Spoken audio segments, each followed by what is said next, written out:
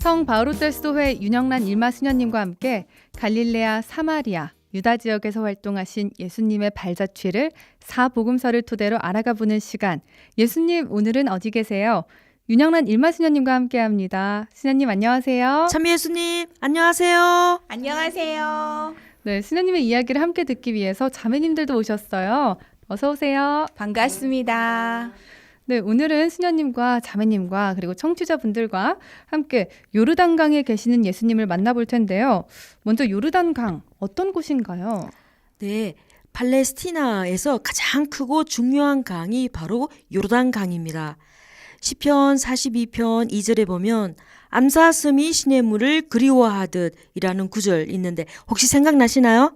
네, 그 구절을 이렇게 생각하면서 알 수 있는 것이 물이 귀한 이스라엘에서는 물이 흐르는 것만 보아도 감사의 마음이 드는 거, 찬미의 마음이 드는 거, 노래를 하고 싶은 마음이 드는 게 바로 이것 때문입니다.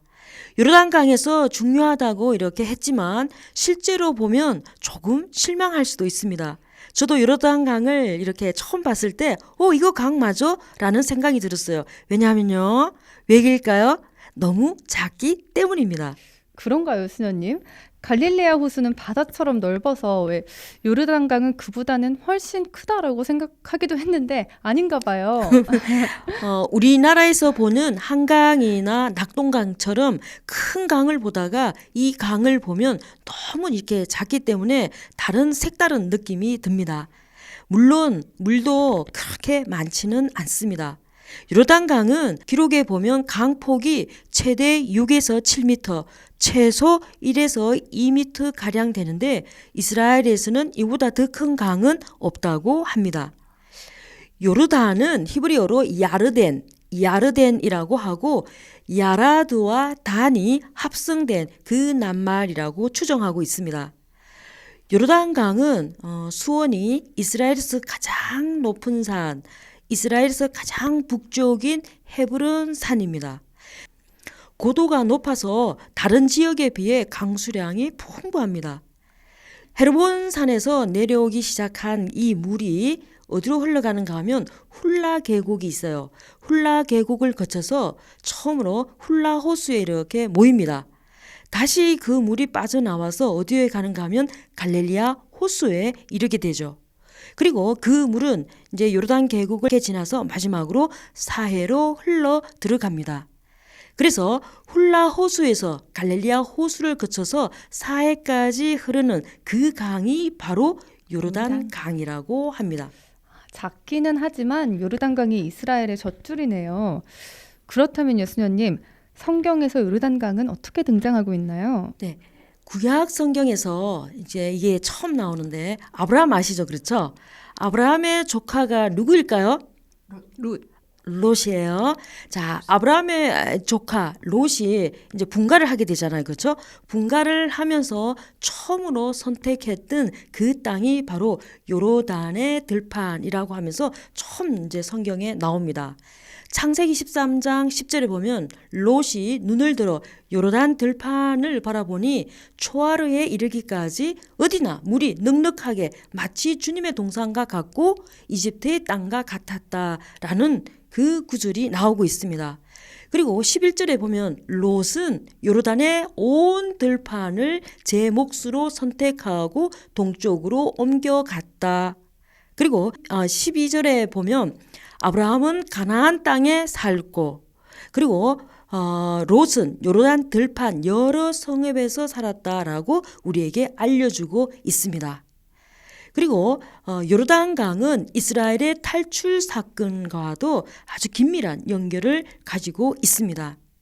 모세가 죽은 후에 이스라엘 백성은 누구와 함께? 여호수아와 함께 인도돼서 가나안 땅으로 이렇게 들어갈 때 처음으로 요르단강을 건너기 때문입니다. 이 이야기가 어디에 나오는가 하면 여호수아 3장에 나오니까 집에서 꼭 한번 읽어보시면 좋겠습니다. 네. 여호수아 3장 15절 그 후반부에서 16절을 보면 이렇게 돼 있죠. 궤를 맨 사제들이 요르단강 물가에 발을 담그자 위에서 내려오던 물이 멈추어 섰다. 곧 소금 바다로 내려가든 물이 완전히 끊어진 것이다. 그래서 백성은 여리코 맞은 쪽으로 건너갔다. 이런 부분을 보면서 우리가 요르단강을 생각해 볼 수 있습니다. 그리고 요르단강은 이스라엘 백성들이 광야에서 생활을 마감하고 약속의 땅으로 들어가는 문이라고 할 수 있죠. 그리고 판간시대나 왕정 초기에는 요르단강은 주요 방어선으로서 전투의 성패를 좌우하기도 했던 그 곳입니다. 그 밖에도 요르단강은 구약시대의 여러 사건들을 배경으로 두고 있죠. 자, 그럼 제가 하나 질문할까요? 구약에서 가장 유명한 예언자, 북이스라엘에 있었던 예언자 누구일까요? 엘리야. 오, 훌륭해요. 엘리야. 그렇죠. 우리가 잘 알고 있는 엘리야 예언자가 하늘로 올라갈 때 엘리야와 엘리사가 요르단 강을 건너게 됩니다. 자, 이 부분은 어디에서 나오는가 몹시 궁금해하는 눈초리라서 열왕기 있죠? 이 열왕기 2장 1절에서 18절에 나옵니다. 한번 꼭 읽어보세요. 네. 그리고 엘리사 예언자 알죠? 엘리사 예언자가 나아만의 나병을 고쳐주는 장면에서도 요르단 강이 나옵니다. 아랍 장군 나아만이 엘리사 예언자의 말씀을 듣고 요르단 강에서 7번 몸을 담그니까 나병이 치유되었다 하는 바로 그 곳입니다. 이 열왕기 5장 14절을 보겠습니다. 그리하여 나아만은 하나님의 사람이 일러준 대로 요르단 강에 내려가서 7번 몸을 담갔다. 그러자 그는 어린아이 살처럼 3살이 돋았다. 그래서 깨끗해졌다. 이런 내용이 거기에 있습니다. 네, 구약 성경에서의 요르단 강 살펴봤습니다. 수녀님, 그럼 신약 성경에서도 어떻게 나오는지요? 신약 성경에서는 요르단 강은 세례자 요한 알죠, 그렇죠? 네. 세례자 요한이 하나님의 나라를 선포하며 세례를 베풀었던 곳이고, 또 하나는 가장 중요한 거, 예수님께서 그곳에서 세례를 받으셨다는 것입니다. 사복음서에서는 세례자 요한에 관하여 우리 모두에게 알려주고 있는데요. 그 중에서 마르코복음에서는 세례자 요한은 세상을 향해서 죄의 용서를 위한 회개의 세례를 선포하는 이야기로 시작하고 있습니다. 세례자 요한은 사해 북쪽 요르단강 주변에서 이스라엘 각지에서 몰려온 이스라엘 백성들에게 세례를 베풀었습니다. 세례는 다가오는 종말을 맞아 회개한다는 것을 어떻게 해요? 상징적으로 보여주는 행위입니다. 세례자 요한의 활동 가운데 가장 중요한 것들이 세례운동이었기 때문에 사람들은 그를 세례자라고 불렀습니다. 세례자 요한은 우리가 다 알고 있는 것처럼 낙타 트롯을 입고 허리에는 가죽을 둘렀다고 하는데 이거는 유목민의 복장입니다. 구약시대의 북왕국에 이스라엘에 아합 왕이 있었어요. 아합 왕이 다스렸을 때 그때 활동했던 예언자가 있었는데 바로 엘리야 예언자였습니다. 그 엘리야 예언자도 뭔가 하면 트롯을 걸쳐 입고 허리에 가죽띠를 둘렀다고 이제 나오고 있죠. 세례자 요한의 복장은 엘리야 예언자와 매우 닮았습니다. 엘리야 예언자는 죽지 않고 어떻게 했어요? 하늘로 성천하셨잖아요. 그렇죠? 하늘로 성천해 있다가 종말 직전에 내려와서 이스라엘 12지파를 재건하고 그리고 화해를 성사시키기라는 그 믿음이 있었는데 이 부분이 성경의 마지막 말라기 부분에서 나오고 있습니다. 바로 세례자 요한이 하늘에서 내려오는 엘리야라는 그런 설이 이렇게 돌기도 했습니다. 세례자 요한이 먹은 음식은 무엇일까요? 메뚜기 좋아요. 좋아요. 세례자 요한이 먹은 음식도 지금 우리처럼 문화인들이 먹는 그런 음식이 아니라 유목민들이 사막에서 우연히 구해 먹는 그런 메뚜기나 혹은 상꿀이었습니다. 세상을 향해 죄의 용서를 위한 회개의 세례를 선포하는 세례자 요한은 예수님을 믿고 그분을 통해 시작되는 하느님 나라. 자, 그러면 이 하느님 나라가 어떻게 됐나? 예수님께서 공생활을 이렇게 하셨을 때 사복음서에 이렇게 보면 첫 번째 말씀이 하느님 나라가 다가왔다라고 하시면서 우리 모두를 하느님 나라에 초대했습니다. 그 하느님 나라에 들어가기 위해서는 가장 필요한 것이 뭔지 아세요? 바로 회개라는 것입니다. 회개임을 깨닫는 것이 엄청나게 시급한 일이라고 생각했기 때문에 이 세례자 요한은 세례를 베푸는 거죠. 세례는 하늘나라로 들어가게 되는 문입니다. 요한이 선포한 세례는 곧 죄의 용서를 위한 회의라고 했는데, 죄를 뉘우치는 거, 잘못을 바로잡는 거, 그거를 결심을 하고 하나님과 등을 돌려 있다가 하나님의 얼굴을 보기 위해서 방향을 틀어가는 거, 하나님께로 다시 돌아오는 거, 그러면서 용서를 청하는 거, 하나님의 은총을 청하는 거, 이걸 갖다가 우리가 생각해 볼 수 있습니다. 그럼 여기서 죄에 대해서 조금 알아보도록 하겠습니다. 우리가 죄를 지면 어디에 가요? 죄를 지면 어디 가요? 감옥에 가요? 아니잖아요. 죄를 지면 어디 가죠? 고해소. 그렇죠. 성당에 가서 고해소에 가서 이제 성사를 보는 거잖아요. 자, 그러면 왜 어떨 때 우리가 성사를 보러 가는 건가? 내가 어떤 상태에 있을 때 죄를 지었다고 생각하는 건가? 그걸 한번 보도록 하겠습니다. 이거를 갖다가 죄의 상징이라고 해요. 죄의 상징. 자, 네 가지가 있는데 첫 번째는 뭔가 하면 우리가 죄를 지었다 이러면 첫 번째 딱 드는 생각이 뭔가 하면 더러워졌다. 나는 더 이상 깨끗하지 않다. 왜 이런 느낌 있잖아요. 네. 그런 느낌을 갖는 게 바로 죄입니다. 예를 들면 이런 거죠. 드라마 이렇게 보면 요새 불륜 있잖아요. 그리고 또 뭐 있어요? 출생의 비밀 막 이런 거 있잖아요. 그렇죠? 그런 거 있을 때 이제 예를 들어서 남편이 이제 바람 피운 거를 부인이 알았어요. 그때 남편이 뭐라 그래요? 그거 아니야. 믿지 마. 그거 말 아니야.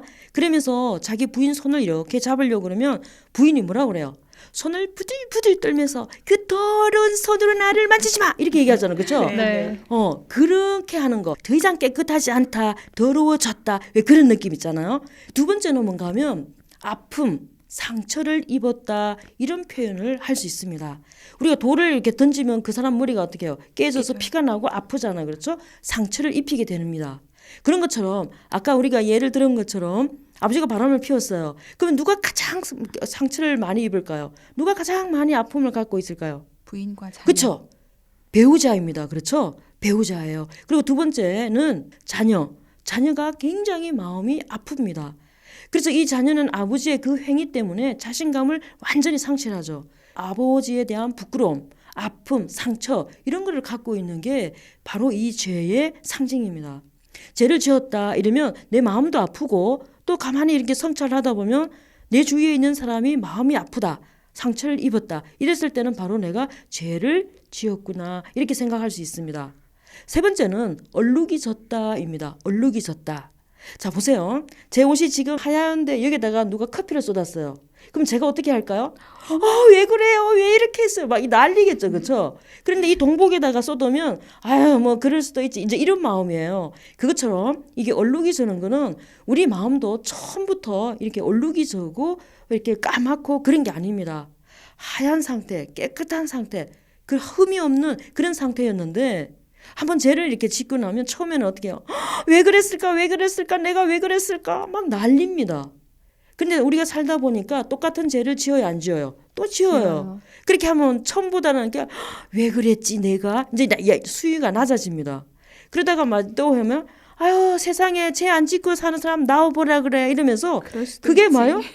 죄든 아니든 분간 없이 그냥 이렇게 살아가면서 이 얼룩을 빼지 못한 그 상태, 그게 바로 뭔가 하면 죄를 불러일으키는 것 중에 하나입니다. 그리고 마지막으로 뭐라고 하는가 하면 부정해졌다 이거입니다. 구약의 레위기에 보면 이 부정하다 정하다 이걸로 인해서 하나님께 갈 수 있는 자격과 하나님께 나아갈 수 없는 상태, 이거를 갖다가 얘기를 하고 있죠. 그래서 성경에 이렇게 보면 나병 환자라든가 어떤 부정한 일을 이렇게 했으면 그 부정한 사람에게 손만 스쳐도 이 정한 사람이 부정한 사람이 되기 때문에 멀리 떨어져서 뭐라고 그래요? 나는 부정한 사람입니다. 나는 부정한 사람입니다. 이렇게 얘기를 해요. 그렇죠? 그것처럼 이 부정하다 이거는 뭔가 하면 하나님께 나아갈 수 있다. 우리 가족에게 나아갈 수 있다. 이걸 분명하게 얘기해 주는 것 중에 하나이죠. 그래서 여기서 말하고 있는 죄, 더러워지고 상처를 주고 얼룩을 입고 그리고 부정해진 이 상태가 되면 우리가 이거를 죄를 지었다고 합니다. 그렇죠? 이렇게 죄를 지으면 어떻게 되는가 하면 나와 나 그리고 나와 이웃, 그리고 나와 하느님을 만나지 못하게 되는 아주 단절의 상태가 되는 게 바로 이 죄의 상태입니다. 그래서 성경에서는 이러한 상태로 이끌고 가고 있는 그걸 갖다가 뭐라고 하는가 하면 사탄 혹은 뭐요? 악마라고 얘기하고 있습니다. 사탄은 히브리 말이고 악마를 가리켜서 디아볼로스 이렇게 하면서 그리스어입니다. 이 말 뜻은 뭔가 하면 분리하다, 나누다, 쪼개다 이런 뜻을 가지고 있어요. 그리고 사탄이라는 말은 히브리어라고 그랬어요. 그렇죠? 이 말 뜻은 뭔가 하면 고발자, 이간질하는 자, 대적하는 자, 곧 누구에게 하나님을 거슬려서 하나님을 대적하는 것, 그 뜻을 얘기하고 있습니다. 사실은 하나님만이 절대자이고 주권자이시며 하나님만이 초월적인 분이시며 유일한 신이라는 것을 우리 모두가 알고 있죠. 따라서 이 사탄 또는 악마는 하나님과 인간 사이에 끼어들어서 양편을 서로 어떻게 해요? 고발하면서 이간질합니다. 그래서 하나님을 우리가 만나지 못하게 하는, 서로 멀리 떨어지게 하는 그런 존재, 이게 바로 유혹의 존재이죠. 이런 맥락에서 마테오는 악마를 갖다가 유혹자라고 불렀습니다. 물론 하나님께서는 악마의 그런 이간질에 넘어가시지 않지만 우리 인간은 어떻게 해요? 쉽게 유혹에 빠지는 그런 존재이기 때문에 그 유혹은 인간에게 아주 집중되는 것을 볼 수 있습니다. 예를 들면 이런 거죠. 일치를 이렇게 할 수 있도록 하는 사람과 분열을 일으키는 사람이 있어요. 그렇죠? 예를 들면 가족 안에서도 그럴 수도 있고 우리가 이제 이렇게 공동체 안에서 있을 때 보면 우리가 지금 너무 기뻐요. 호호하하호하하 막 커피 마시면서 너무 기쁜 상태인데 어떤 사람이 싹 들어오면 갑자기 분위기가 어떻게 돼요? 얼음이 됩니다. 쏴 해가지고요. 이 사람 때문에 다 흩어지게 되는 그 경우가 있습니다. 또 하나는 일이 잘 안 돼요. 분위기가 어떻게 해요? 침침하고 막 서로 막 힘든 그 상태인데 이 사람만 딱 들어오면 어떻게 돼요? 갑자기 분위기가 호호하하 막 이러면서 일치를 일으키게 하는 그런 상태로 되는 사람도 있습니다. 그러면서 우리가 한번 볼 수 있어요. 내 자신이 사람들에게 가서 일치를 일으키는 그런 사람인지 아니면 여기서 나오는 유혹자처럼 나만 들어가면 깨지고 파괴되고 분리되고 이런 거가 되는지 우리가 한번 생각해 볼 수 있습니다. 그렇죠? 네. 자, 그리고 또 하나는 뭔가 하면 화해하지 못한 상태로 계속 그 상태를 유지하게끔 하는 거. 이게 바로 뭔가 하면 유혹자가 하는 일 중에 하나입니다. 그러면서 세례자 요한은 나는 너희에게 물로 세례를 주었지만 그분께서는 너희에게 성령으로 세례를 주실 것이다 라고 사람들에게 외칩니다. 그의 외침에서 우리는 세례자 요한이 베푸는 세례와 예수 그리스도의 이름으로 베푸는 세례는 무엇인가 차이점이 있다는 것을 즉시 느낄 수가 있습니다. 세례자 요한은 자신이 베푸는 세례를 물로 베푸는 세례라고 말하였습니다. 즉 아까 우리가 보았듯이 죄의 상징, 더러워지고 더럽혀졌고 상처를 입고 얼룩이 져고 그리고 부정한 이런 상태로 우리 사람들은 살 수가 없습니다. 살 수 있을까요? 아니요. 아니요. 너무 힘들겠죠. 그래서 이런 상태에서 해방이 되어야 합니다. 그래서 이제 물로 씻어내는 거죠. 그렇죠? 세상에서 물만큼 소중한 그리고 귀한 것은 없습니다. 물은 생명을 위해 반드시 필요한 것이지만 또한 더러운 것을 깨끗하게 씻어주는 역할도 물이 하고 있습니다. 그래서 동서고금을 막론하고 종교적인 차원에서 정결 예식을 행할 때 물을 사용합니다. 우리 조상들도 중요한 일을 이렇게 앞두고 정갈하게 준비하기 위해서 뭘 하죠? 목욕 재개를 합니다. 그렇죠? 이와 비슷한 의미에서 세례자 요한이 물로 베푸는 세례도 하나님과의 화해를 위해 진심으로 죄를 뉘우치고 용서를 청하는 마음을 외적으로 드러내는 것입니다. 오늘 우리는 요르단강에서 일어난 일을 살펴보았습니다. 다음 주에는 요르단강에서 일어난 일 중 예수님의 세례에 대해 다시 한번 살펴보는 시간을 갖도록 하겠습니다. 네, 다음 시간에는 요르단강에서 예수님께서 세례를 받는 모습을 살펴보겠습니다. 수님 다음 시간을 기다리면서 성경의 어떤 부분을 읽어볼까요? 네, 마테오복음 3장 13절에서 17절, 마르코복음 1장 9절에서 11절, 루카복음 3장 21절에서 22절을 읽어주세요. 네. 네. 마테오복음 3장 13절에서부터 17절이고요. 마르코복음 1장 9절에서부터 11절, 루카복음은 3장 21절에서부터 22절입니다. 성경 읽으면서 다음 주 목요일 기다릴게요. 수녀님 오늘 말씀 감사합니다. 다음 시간에 만날게요. 고맙습니다.